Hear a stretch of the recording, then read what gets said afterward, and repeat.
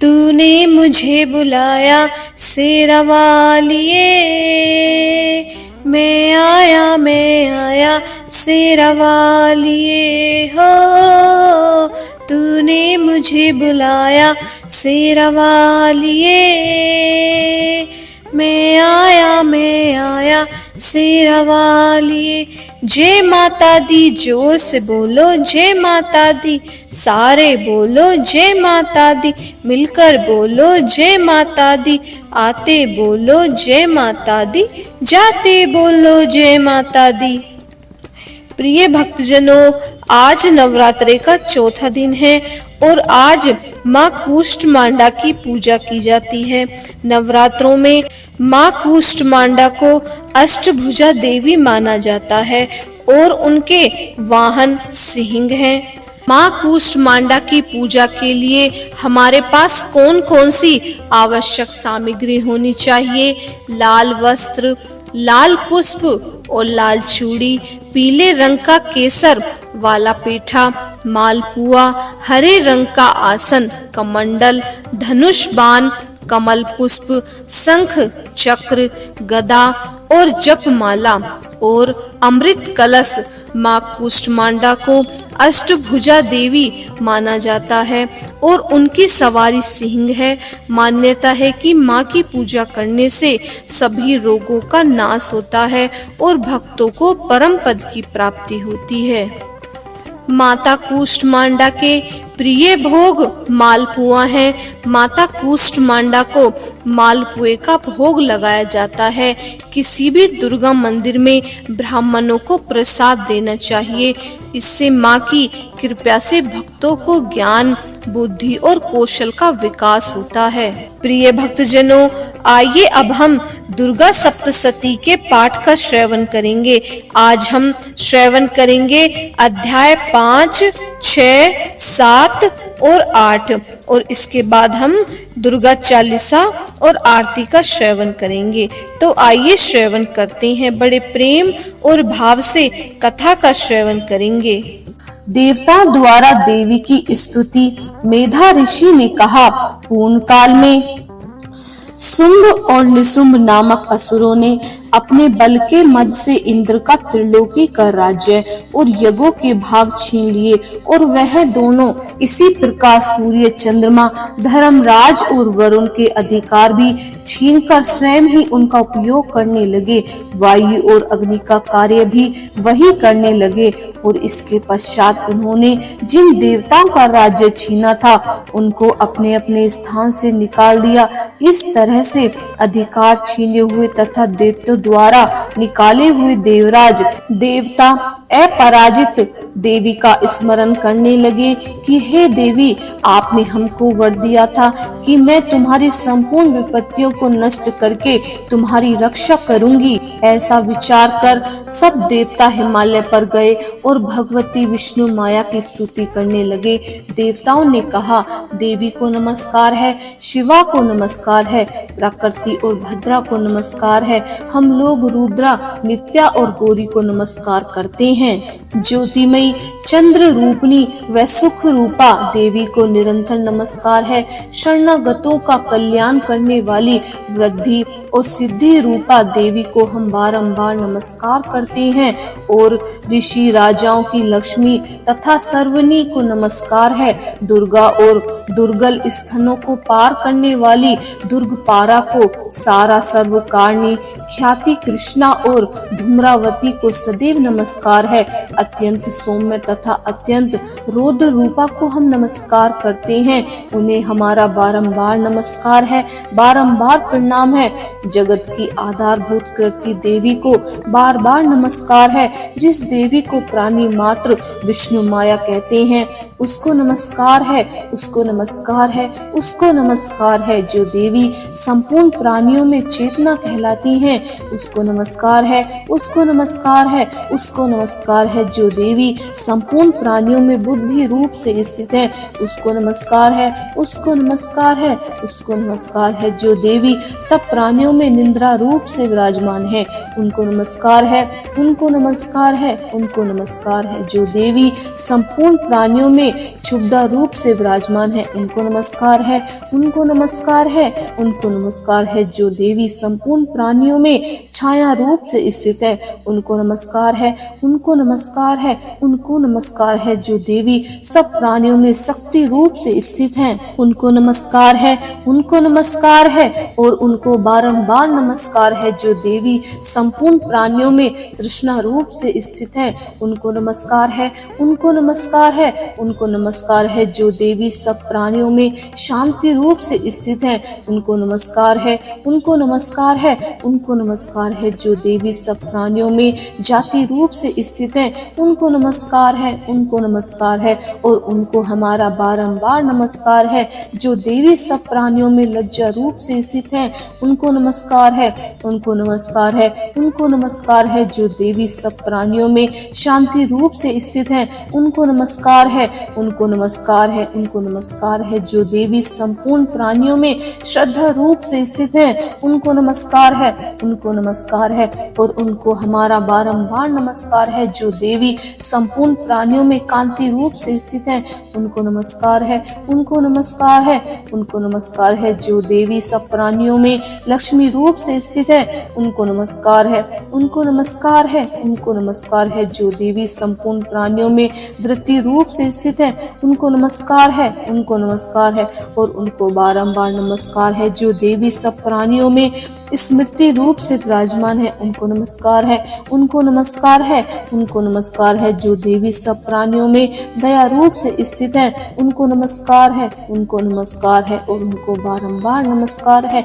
जो देवी सब प्राणियों में तुष्टि रूप से स्थित है, उनको नमस्कार है, उनको नमस्कार है और उनको बारंबार नमस्कार है। जो देवी संपूर्ण प्राणियों में मात्र रूप से स्थित है, उनको नमस्कार है, उनको नमस्कार है और उनको मेरा बारंबार नमस्कार है।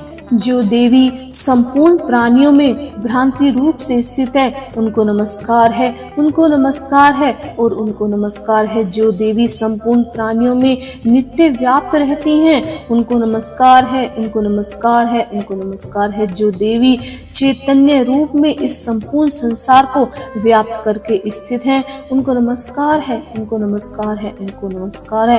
पूर्ण काल में देवताओं ने अपने अभिष्ट फल पाने के लिए जिसकी स्तुति की थी और देवराज इंद्र ने बहुत दिनों तक जिसका सेवन किया है, वह कल्याण की साधना भूत ईश्वरी हमारा कल्याण करे और मंगल करे और सारी विपत्तियों को नष्ट कर डाले। असुरों के सताए हुए हम संपूर्ण देवता उस परमेश्वरी को इस समय नमस्कार करते हैं तथा जो भक्ति पूर्ण स्मरण की जाने पर तुरंत ही सब विपत्तियों को नष्ट कर देती हैं, वह जगत माता जगदम्बिके इस समय भी हमारी हर परेशानी को दूर करके हमारा मंगल करे और हमारी समस्त विपत्तियों को दूर करे। महर्षि मेधा ने कहा, हे राजन, इस प्रकार जब देवता स्तुति कर रहे थे तो उसी समय पार्वती देवी गंगा में स्नान करने के लिए आई। तब उनके शरीर से प्रकट होकर शिवा देवी बोली, शुंभ दैत्य के द्वारा स्वर्ग से निकाले हुए और निशुंभ से हारे हुए यह देवता मेरी ही स्तुति कर रहे हैं। पार्वती के शरीर से अंबिका निकली थी, इसीलिए उनको संपूर्ण लोक में कौशिकी कहते हैं। कौशिकी के प्रकट होने के पश्चात पार्वती देवी के शरीर से रंग काला हो गया और वह हिमालय पर रहने लगी, कालिका देवी के नाम से प्रसिद्ध हुई। फिर शुंभ और निशुंभ के दूत चंडमुंड वहां आए और उन्होंने परम मनोहर रूप वाली अंबिका देवी को देखा। फिर वह शुंभ के पास जाकर बोले, महाराज, एक अत्यंत सुंदर स्त्री हिमालय को प्रकाशित कर रही है, वैसा रंग रूप आज तक हमने किसी स्त्री का नहीं देखा। हे असुरेश्वर, आप यह पता लगाएं कि वह कौन है और उसको ग्रहण कर ले। वह स्त्री स्त्रियों में रत्न है, वह अपनी कांति में दसों दिशाओं को प्रकाशित करती हुई वहां स्थित है, इसीलिए आपको उसको देखना उचित है। हे प्रभु, तीनों लोकों के हाथी, घोड़े और मणि इत्यादि जितने रत्न हैं, वह सब समय आपके घर में शोभायमान है। हाथियों में रतन रूप ऐरावत हाथी और उच्चेश्वर नाम घोड़ा तो आप इंद्र से ले ही आए हैं। हंसों द्वारा जुता हुआ विमान जो कि ब्रह्मा जी के पास था वह भी आपके पास है। और यह महापद्म नामक खजाना आपने कुबेर से छीना है। समुद्र ने आपको सदा खिले हुए फूलों की कंजी कलनी नामक माला दी है। वरुण का कंचन की वर्षा करने वाला छत्र आपके पास है। रथों में श्रेष्ठ प्रजापति का रथ भी आपके पास ही है। हे दैत्येंद्र, मृत्यु से उत्क्रांतिदा नामक शक्ति भी आपने छीन ली है और वरुण का पास भी आपके भ्राता निशुंभ के पास है। और समुद्र में पैदा होने वाले सब प्रकार के रत्न भी आपके भ्राता निशुंभ के अधिकार में हैं। और जो अग्नि में न जल सके ऐसे 2 वस्त्र भी अग्निदेव ने आपको दिए हैं। हे दैत्यराज, इस प्रकार सारी रत्न रूपी वस्तुएं आप संग्रह कर चुके हैं, तो फिर आप यह कल्याणमयी स्त्री में रत्न रूप अनुपम स्त्री आप क्यों नहीं ग्रहण करते? महर्षि मेधा बोले। चंडमुंड का यह वचन सुनकर शुंभ ने विचार किया कि सुग्रीव को अपना दूत बनाकर देवी के पास भेजा जाए। प्रथम उसको सब कुछ समझा दिया और कहा कि वहां जाकर तुम उसको अच्छी तरह से समझाना और ऐसा उपाय करना जिससे वह प्रसन्न होकर तुरंत मेरे पास चली आए। भली प्रकार समझाकर कहना। दूत सुग्रीव पर्वत के उस रमणीय भाग में पहुंचा जहां देवी रहती थी। दूत ने कहा, हे देवी, दैत्यों का राजा शुंभ जो इस समय तीनों लोकों का स्वामी है, मैं उसका दूत हूँ और यहाँ तुम्हारे पास आया हूँ। संपूर्ण देवता उसकी आज्ञा एक स्वर से मानते हैं। अब जो कुछ उसने कहला भेजा है वह सुनो। उसने कहा है कि इस समय संपूर्ण लोकों मेरे वश में है और संपूर्ण यज्ञों के भाग को पृथक पृथक मैं ही लेता हूँ और तीनों लोकों में जितने श्रेष्ठ रत्न हैं वह सब मेरे पास हैं। देवराज इंद्र का वाहन ऐरावत भी मेरे पास है जो सब मैंने उससे छीन लिया है। उच्चेश्वर नामक घोड़ा जो क्षीर सागर मंथन करने से प्रकट हुआ था उसे देवताओं ने मुझे अर्पित किया है। हे सुंदरी, इनके अतिरिक्त और जो भी रत्न भूषण पदार्थ देवताओं के पास थे वह सब मेरे पास है। हे देवी, मैं तुम्हें संसार की स्त्रियों में रत्न मानता हूँ क्योंकि रत्नों का उपभोग करने वाला मैं ही हूँ। हे चंचल कटाक्षों वाली सुंदर, अब यह मैं तुझ पर छोड़ता हूँ कि तू मेरे या मेरे भाई महापराक्रमी निशुंभ की सेवा में आ जाए। यदि तू मुझे वरेगी तो तुझे अतुल महान ऐश्वर्य की प्राप्ति होगी। अतः तुम अपनी बुद्धि से यह विचार कर मेरे पास चली आओ। महर्षि मेधा ने कहा। दूत के ऐसा कहने पर संपूर्ण जगत का कल्याण करने वाली भगवती दुर्गा मन ही मन मुस्कुराई और इस प्रकार कहने लगी। देवी ने कहा, दूत, तू जो कुछ कह रहा है वह सत्य है और इसमें किंची मात्र भी झूठ नहीं है। शुंभ इस समय तीनों लोकों का स्वामी है और निशुंभ भी उसी की तरह पराक्रमी है, किंतु इसमें संबंध में जो प्रतिज्ञा मैं कर चुकी हूँ उसे मैं कैसे झुठला सकती हूँ। अतः तू मैंने जो प्रतिज्ञा की है उसे सुन। जो मुझे युद्ध में जीत लेगा वो मेरे अभिमान को खंडित करेगा तथा बल में मेरे समान होगा, वही मेरा स्वामी होगा। इसीलिए शुंभ अथवा महापराक्रमी निशुंभ यहाँ आए और युद्ध में जीतकर मुझसे विवाह कर ले। इसमें भला देरी ही की क्या आवश्यकता है? दूत ने कहा, हे देवी, तुम अभिमान से भरी हो, मेरे सामने तुम ऐसी बात कर रही हो।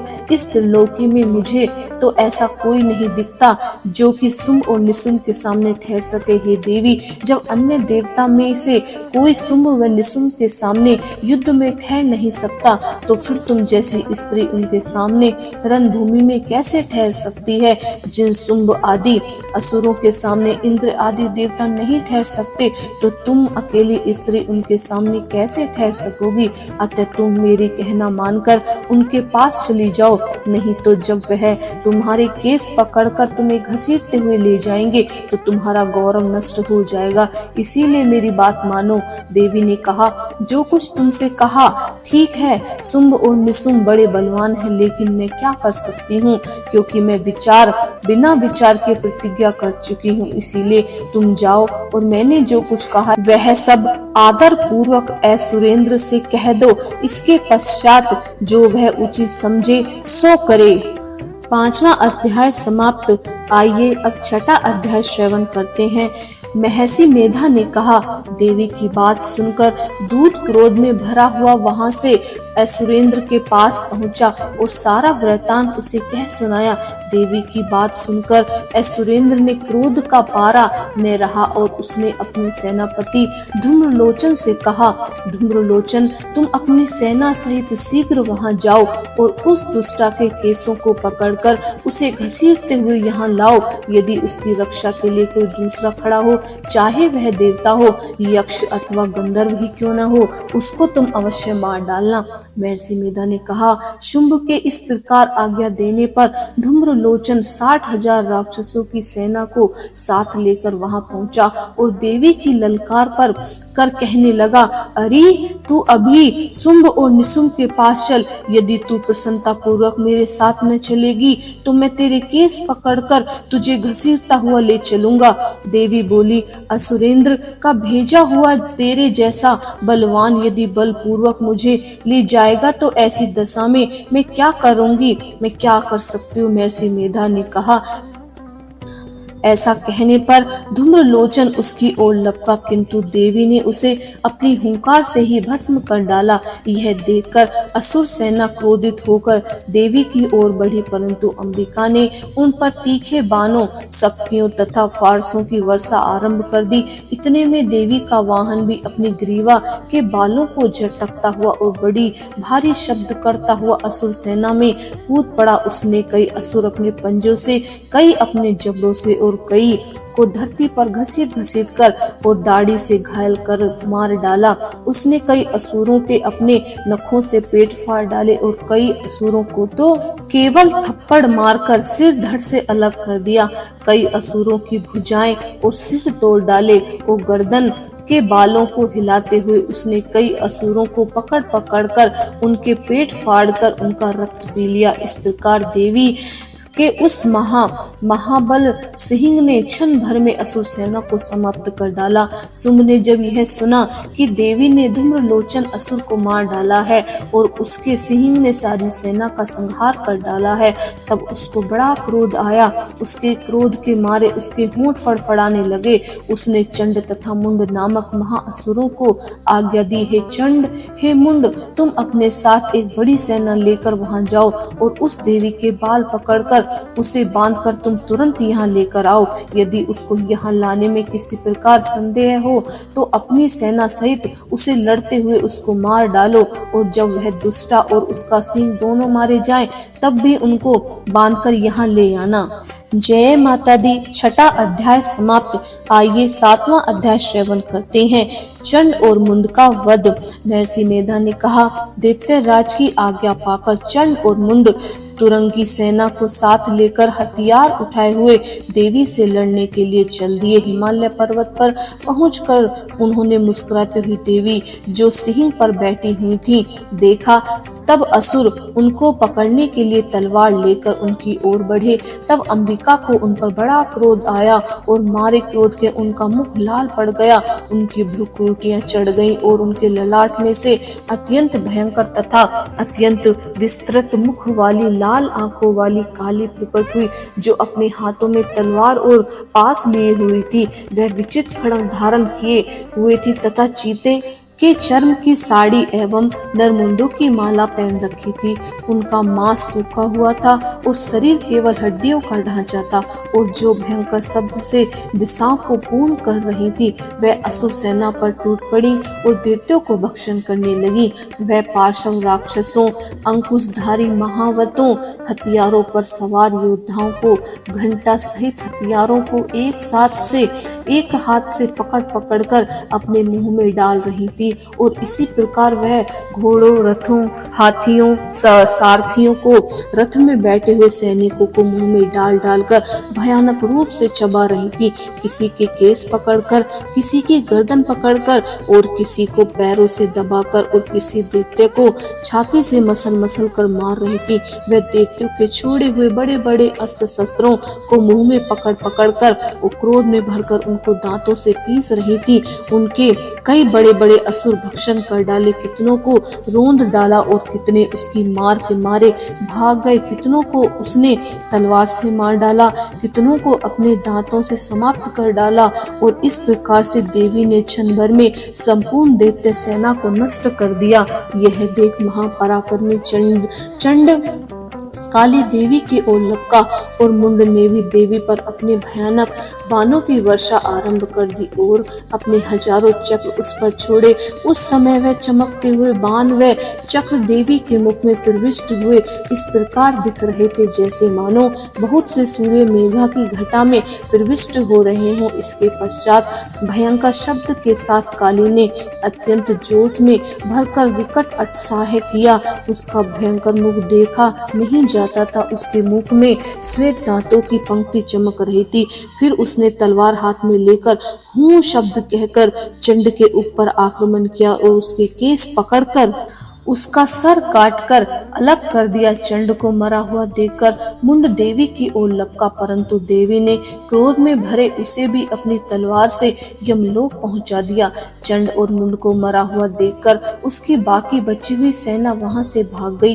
इसके पश्चात काली चंड और मुंड के कटे हुए सरों को लेकर चंडिका के पास गई और प्रचंड अट्टहास के साथ कहने लगी, हे देवी, चंड और मुंड दो महादैत्यों को मारकर तुम्हारी भेंट कर दिया है। अब शुंभ और निशुंभ का तुम स्वयं वध करना। महर्षि मेधा ने कहा। वहां लाए हुए चंड और मुंड के सिरों को देखकर कल्याण में चंडी ने काली से मधुर वाणी में कहा, हे देवी, तुम चूंकि चंड और मुंड को मेरे पास लेकर आई हो, अतः संसार में चामुंडा के नाम से तुम्हारी विख्याति होगी। जय माता दी। 7वां अध्याय समाप्त। आइए अब 8वां अध्याय का श्रवण करते हैं। रक्त बीज का वध।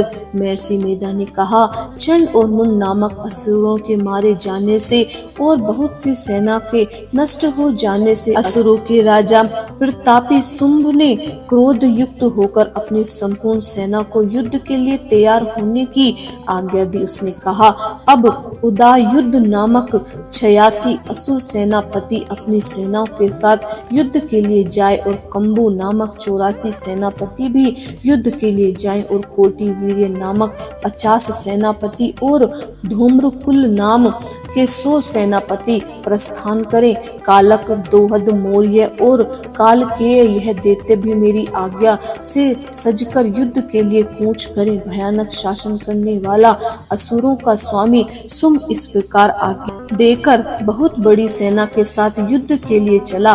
उसकी सेना को अपनी ओर आता देखकर चंडिका ने अपनी धनुष की टंकार से पृथ्वी और आकाश के बीच का भाग गुंजा दिया।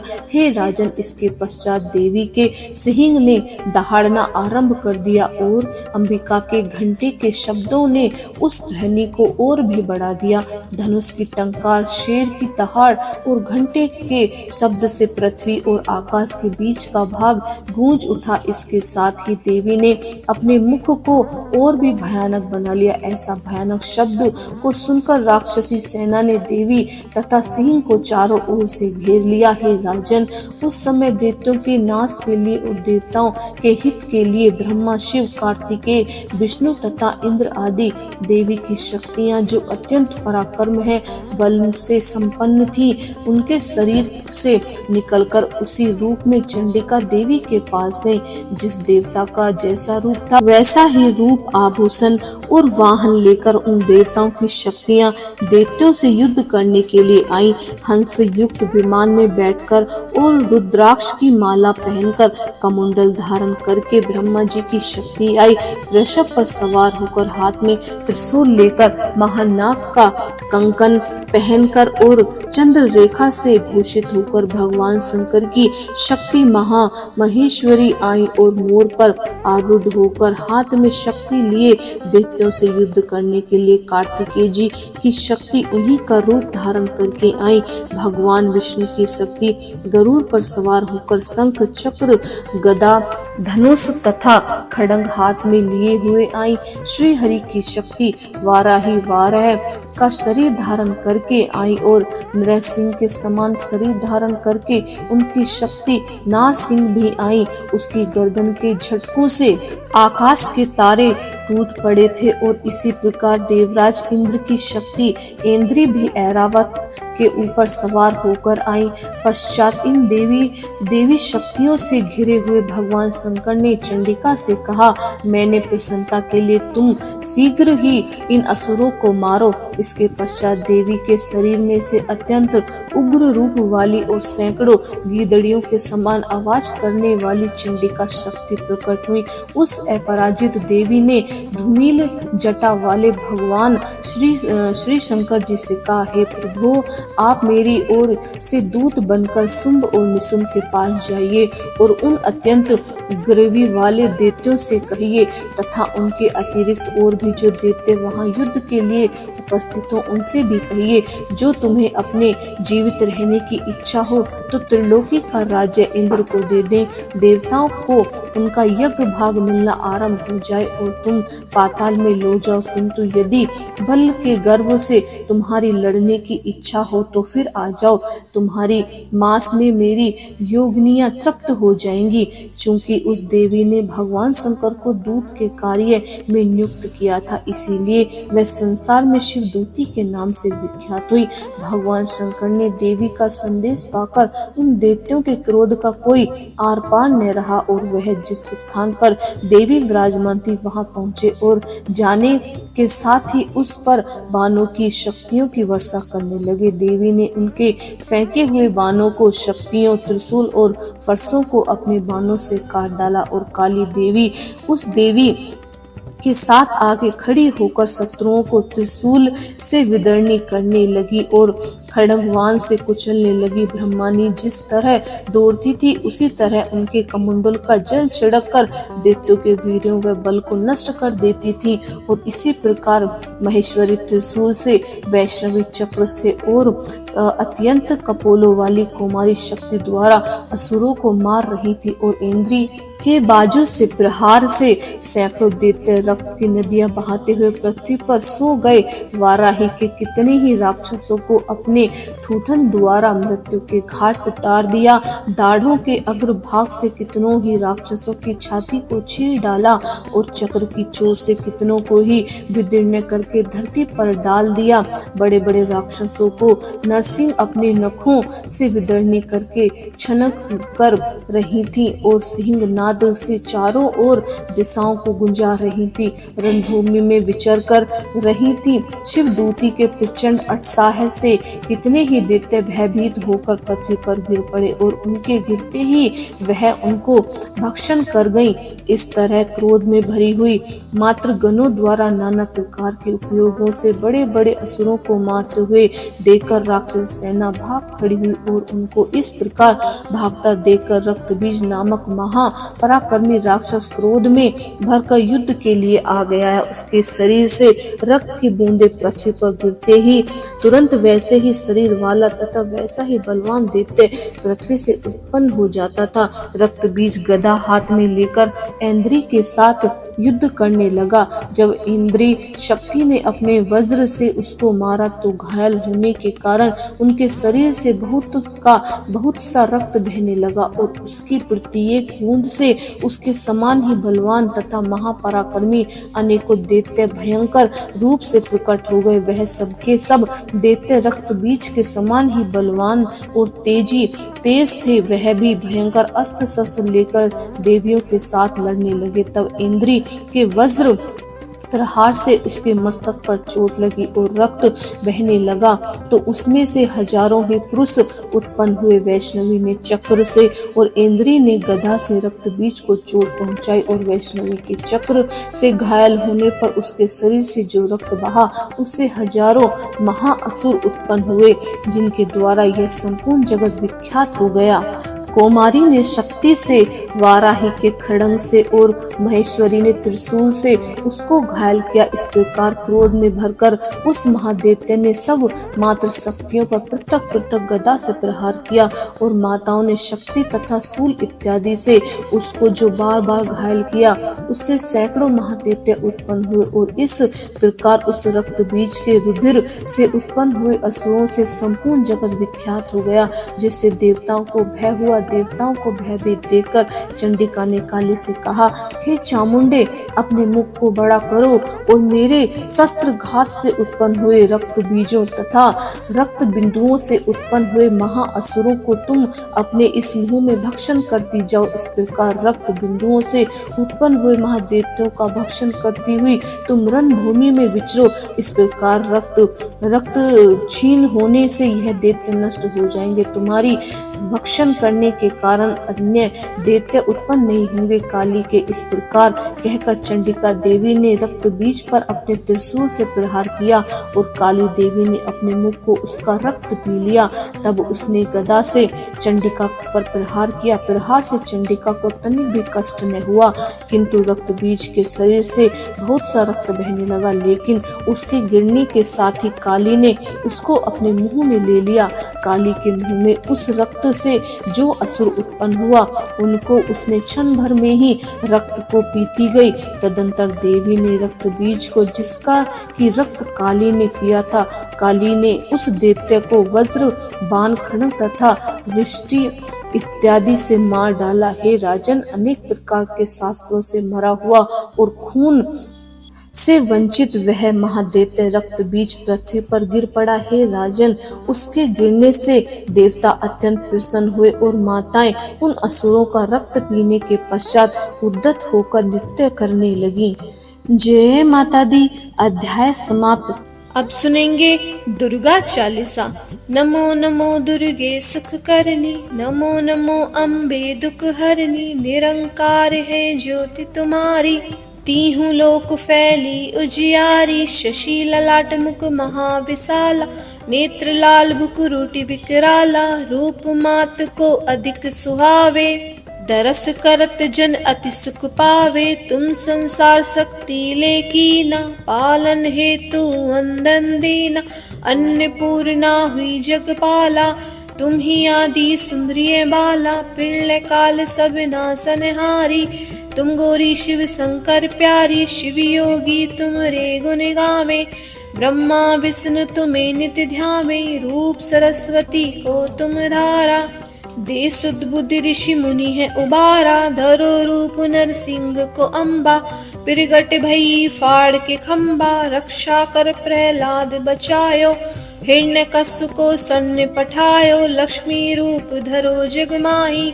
श्री नारायण अंग समाही, चीर सिंधु में करत विलासा, दया सिंधु दीजे मन आसा, हिंगलाज में तुम्ही भवानी, महिमा अमित ने जाए बखानी, मातंगी धुमरावती माता, भुवनेश्वरी बगला सुखदाता, श्री भैरव तारा जगतारिणी, छिन्न भाल भव दुख निवारणी, के हरि वाहन सोई भवानी, लंगूर वीर चलत अगवानी, कर में खप्पर खड़ंग विराजे, जाको देख काल डर भाजे, सो है अस्त्र त्रिशूला, जाते उठत शत्रु ये सूला, नगर कोट में तुम्ही विराजत, तीहूं लोक में डंका बाजत, सुम निसुम दानव तुम मारे, रक्त बीज संघन संहारे, महिषासुर दैत्य अभिमानी, जे अगिबार मही अकुलानी, रूप कराल काली को धारा, सेन सहित तुम ते ही सहारा, परिगाड़ संतन पर जब जब भैसा है मातु तुम तब तब, अमरपुरी अरुबा सब लोका, तम महिमा सब रहे अशोका, ज्वाला में है ज्योति तुम्हारी, तुम्हें सदा पूजे नर नारी, प्रेम भक्ति से जो जस गावे, दुख दारिद्र निकट नहीं आवे, ध्यावे तुम्हें जो नर मन लाए, जन्म मरण से ता छुट जाए, जोगी सुर मुनि कहत पुकारी, योग ने होय बिन शक्ति तुम्हारी, शंकर आचार तप कीनो, काम क्रोध जीती सब लीनो, निज दिन ध्यान धरो शंकर को, काहू काल नहीं सुमिरो तुमको, शक्ति रूप को मरम न पायो, शक्ति गई तम मन पछतायो, शरणागत हुई कीर्ति बखानी, जय जय जय जगदम्ब भवानी, वै प्रसन्ना दी जगदम्बा, दई शक्ति नहीं कीन विलंबा, मोको मातु कष्ट तिगेरे, तुम बिन कौन हरे दुख मेरे, आशा तृष्णा निपट सतावे, रिपु मोरख मुह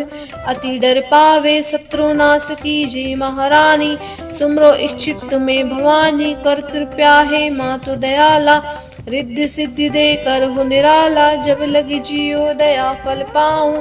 तुमरो जस में सदा सुनाऊं, दुर्गा चालीसा जो गावे, सब सुख भोग परम पद पावे। देवी दास शरण्य जानी, करहु कृपया जगदम्ब भवानी।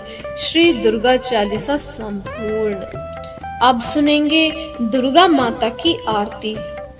जय अम्बे गौरी मैया जय श्यामा गौरी, तुमको निश दिन ध्यावत, मैया जी को निश दिन ध्यावत। हरि ब्रह्मा शिव हरि ओम। जय अम्बे गौरी मांग सिंदूर विराजत, टीको मृग मद को मैया टीको मृग मद को। उज्ज्वल से दौ नैना, उज्ज्वल से दौ नैना, चंद्र वदननी को। ओम जय अम्बे गौरी कनक समान कलेवर, रक्तांबर राजे मैया रक्तांबर राजे। रक्त पुष्प गल माला, रक्त पुष्प गल माला, कंठन पर साजे। ओम जय अम्बे गौरी के हरि वाहन राजत, खड़ग खपर धारी मैया खड़ग खपर धारी। सुर नर मुनि जन सेवत, सुर नर मुनि जन सेवत, तिनके दुख हारी। ओम जय अम्बे गौरी कानन कुंडल शोभित, नासाग्रे मोती मैया नासाग्रे मोती। कोटिक चंद्र दिवाकर, कोटिक चंद्र दिवाकर, राजत सम ज्योति। ओम जय अम्बे गौरी शुंभ निशुंभ विदारे, महिषासुर धाती मैया महिषासुर धाती। धूम्र विलोचन नैना, धूम्र विलोचन नैना, निश दिन मदमाती। ओम जय अम्बे गौरी चंडी मुंड संघहारे, शोणित बीज हरे मैया शोणित बीज हरे। मधु कैटभ दौ मारे, मधु कैटभ दौ मारे, सुर भयहीन करे। ओम जय अम्बे गौरी ब्राह्मणी रुद्राणी, तुम कमला रानी मैया तुम कमला रानी। आगम निगम बखानी, आगम निगम बखानी, तुम शिव पटरानी। ओम जय अम्बे गौरी 64 योगिनी गावत, नृत्य करत भैरो मैया नृत्य करत भैरो। बाजत ताल मृदंगा, बाजत ताल मृदंगा, और बाजत डमरू। ओम जय अम्बे गौरी तुम ही जग की माता, तुम ही हो भरता मैया तुम ही हो भरता। भक्तन की दुख हरता, भक्तन की दुख हरता, सुख संपत्ति करता। ओम जय अम्बे गौरी भुजाचार अति शोभित, वर मुद्रा धारी मैया वर मुद्रा धारी।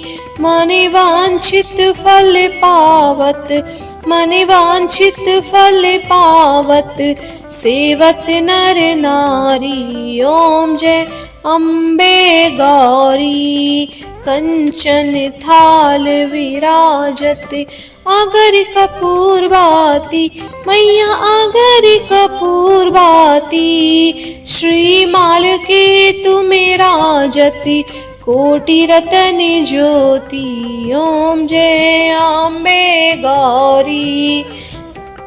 अम्बे जी की आरती जो कोई नर गावे, स्वामी जो कोई नर गावे, कहत शिवानंद स्वामी, कहत शिवानंद स्वामी, सुख संपत्ति घर आवे, ओम जय अम्बे गौरी।